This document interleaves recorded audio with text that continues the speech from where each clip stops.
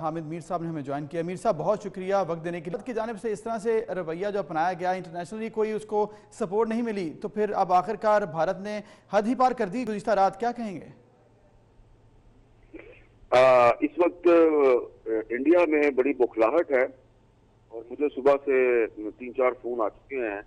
مختلف Indian journalist جو ہیں وہ مجھ سے یہ پوچھ رہے تھے کہ یہ کون سا بالا کوٹ ہے، یہ خیبر پختونخوا والا بالا کوٹ ہے یا آزاد کشمیر والا بالا کوٹ ہے، کہاں پہ ہم نے بمباری کی ہے۔ میں نے ان کو بتایا بھائی آپ نے کہیں پر بمباری نہیں کی، آپ کو اگر کسی نے یہ بتایا ہے کہ آپ کے طیاروں نے بمباری کی ہے تو وہ غلط بتایا ہے۔ وہ اندر آنے کی کوشش کی انہوں نے، لیکن پاکستان ایئر فورس نے ان کو بھگا دیا ہے اور انہوں نے جو اپنا پے لوڈ ہے وہ ایک خالی گاؤں ہے، اس کا نام بھی بالا کوٹ ہے، اس میں وہ پھونک کے واپس چلے گئے۔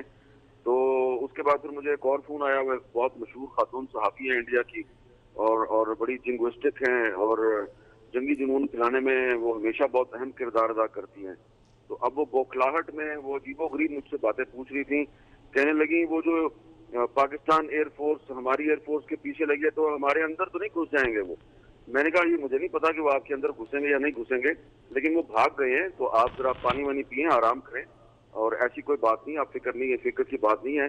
اب میں پاکستان میں بیٹھ کے تو آپ کو تسلی نہیں دیتا۔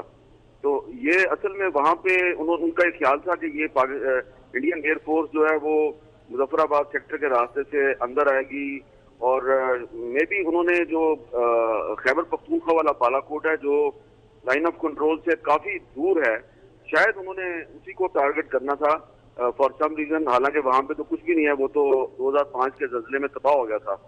تو لیکن ان کی وہ کوشش کامیاب نہیں ہوئی ہے۔ اب اس کے بعد انہوں نے دیکھا کہ پاکستان ایئر فورس نے فوری رسپانس دیا ہے، وہ کافی پریشان ہیں اور ان کا جو مقصد ہے وہ حاصل نہیں ہوا۔ یہاں تک کہ جو عمر عبداللہ ہے وہ بھی اب ان کا مذاق اڑا رہے ہیں۔ عمر عبداللہ بھی کہہ رہے ہیں بھی یہ جو بالا کوٹ ہے یہ تو لائن آف کنٹرول پہ ہے،